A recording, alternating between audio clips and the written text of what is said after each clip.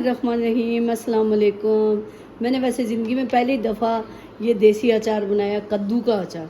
आजकल क्योंकि weight lose करने के लिए भी, जोड़ों के दर्द के लिए भी वो खाती थी, तो मेरी दोस्त भी हैं, मेरी चच्ची भी हैं, मेरी बहू की अम्मी भी हैं, तो वो तो एक एक चीज़ का अचार बनाती हैं।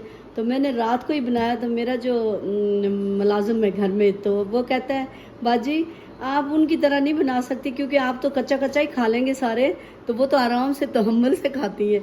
तो वो तो बहुत बनाती थी, लेकिन यकीन माने हमारा रात को बना, लेकिन माशाल्लाह इतना अच्छा बना। ये देसी अचार, कद्दू हैं इसमें डाले हुए हैं, लीमू भी डाले हैं, लहसुन भी डाला है, और साथ में लीमू, वैसे लीमू के छिलके भी मैंने डाले हैं इसमें।